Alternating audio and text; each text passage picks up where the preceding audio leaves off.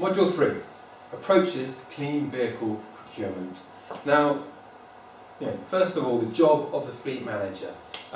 It's the job when you're thinking about what might be procured for whatever job you are doing. Now, fleet management. Now, there's two different levels of fleet management, and there's a lot of areas in between those. But at one end, you've got someone who just gets given, buy me this Ford Focus or buy me this transit van, and they get no more information than that. They just go and get the cheapest price for whatever vehicle they're specified. Right at the other end of the spectrum is that you've got people who are engaged right at the centre of the organisation. They understand exactly what the organisation might need, might want. They know where the market's going, and they can then be informed and explain to the business exactly what vehicle they are getting. So rather than being quite reactive and just being told, go and buy this vehicle, go and procure this vehicle for me, they're telling the business, this is what type of thing you do, this is the vehicle or this is the tool you're going to use to do that job with. Where you are on that spectrum will impact what type of vehicle you're able to buy. But at each end of that spectrum and right the way through the middle, there is somewhere in there that every fleet manager or procurer will be able to influence what type of vehicle is procured. So you've got a few different tools at your disposal when considering what else you might do or what methods you might have to reduce emissions from the fleet. So first of all, you need to consider, does the journey even need to be made at all? For example, web conferencing. You don't need to travel every single time that you visit someone, and it's not always entirely necessary. If you are going to make the journey, is it possible to take some kind of public transport? For example, if you take the train everywhere, you're far more able to work on a train than you are in a car, so there's less dead hours, for example, for your employees. The next sort of thing to consider is maybe lift sharing, some form of allowing members of staff either to travel with each other if they're going to a similar location, or using some of these new novel online tools which allow people who are travelling in the same direction to make contact with each other and then travel together and lift share. The other one is thinking about pool cars. If someone says they need a car, but actually they only end up using it 1 or 2 days a week, they don't need a car, they just need a pool of cars that they can then use when they do need a vehicle. Also, often, if you do have a pool of vehicles rather than just a car per person, that person will then choose other methods of moving around rather than the private car. Sometimes, for example, if you do live or you work in the city centre and you used to have your own car, you might drive everywhere. If you have a pool car, you might end up actually just taking public transport instead of taking the pool car, particularly if it's a close, short journey. Also, pool cars allow you to integrate things like cycling into the way that your members of staff travel. Another thing is grey mileage, not particularly recommended to where people use their own vehicle, but the insurance liabilities and things like that mean that that's certainly not recommended normally. And then the final one is the company car, where someone has access to a car, either it lives at a depot or even it just lives at home and it's their normal car and they use it for business all the time.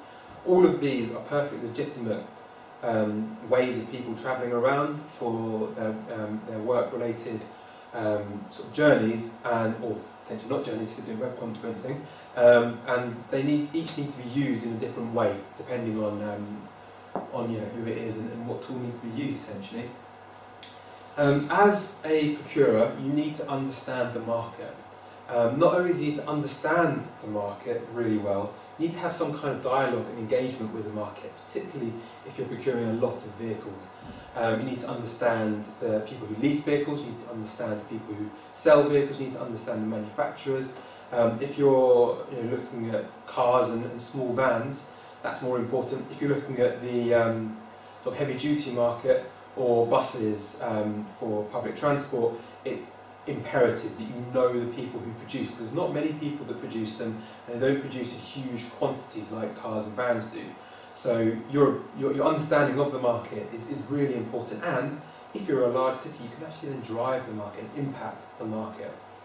Another thing you must do is provide a clear signal, particularly if you're purchasing or procuring a lot of vehicles. if you say to the market, particularly if it's buses or trucks which are lower numbers, if you say to the market, I need to be procuring these types of vehicles in the next few years, the market may then actually start gearing up their production to help you do that.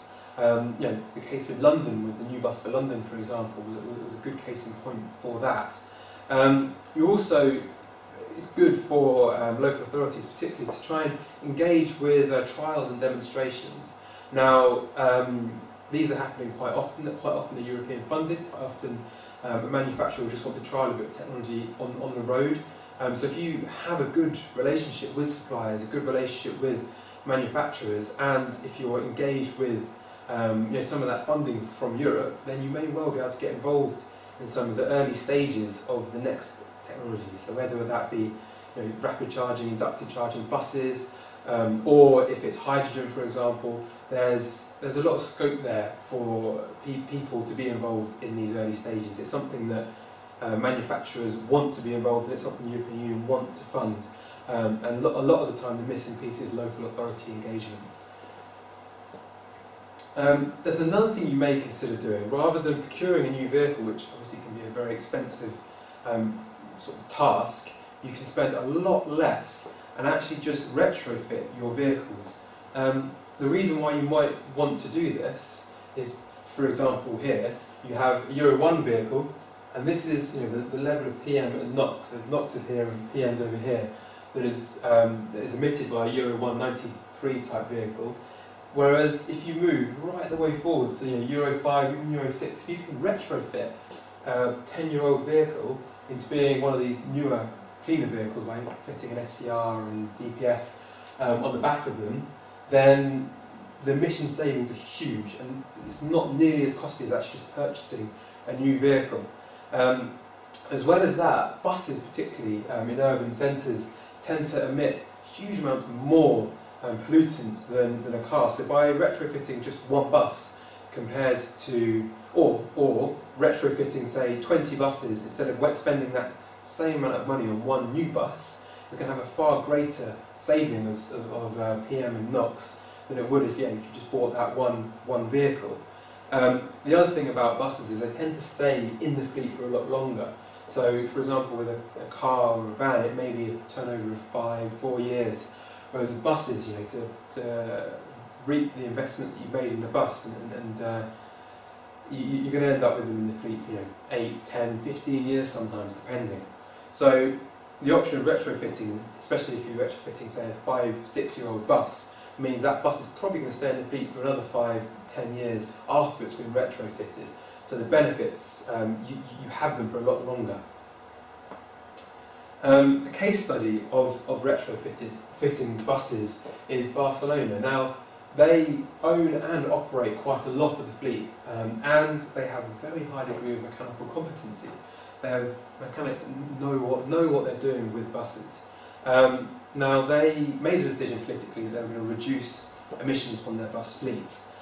So they retrofitted a huge number of vehicles, and this was to fit into some of the policy I was talking about in a different module, stating, so there was the sort of European legislation level, there was a Covenant of Mayors level, and then also the Spanish air quality and the sort of regional Barcelona plan for how they're going to reduce that. So all these different different policies and strategies led to Barcelona making the decision that they're going to retrofit a huge number of their vehicles. Now, the basis of that was this Barcelona air quality plan. There were 7 different areas which they focused on, 13 objectives and 34 different measuring points across that plan.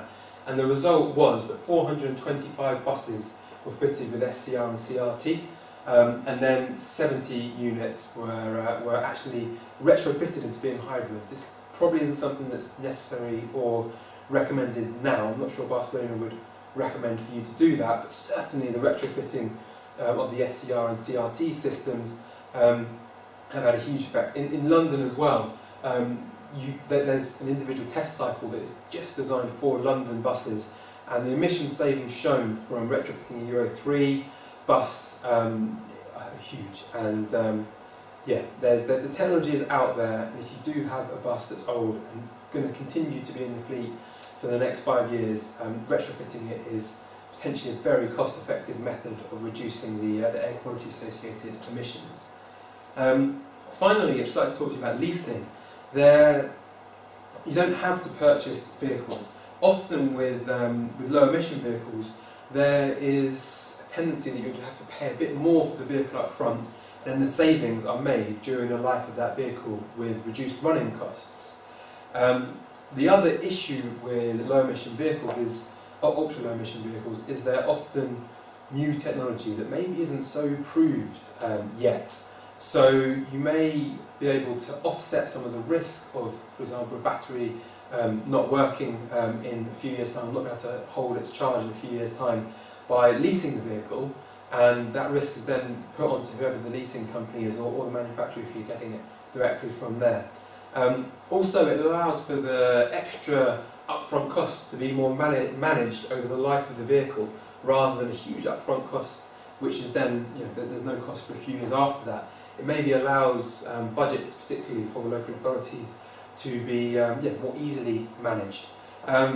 Sometimes maintenance can be included, and this is the type of thing that you can negotiate, but a good procurer will understand the leasing market and understand the difference between leasing and procuring, and the benefits of leasing. Sometimes an ultra low emission zone vehicle are certainly there, and should be explored. Thank you.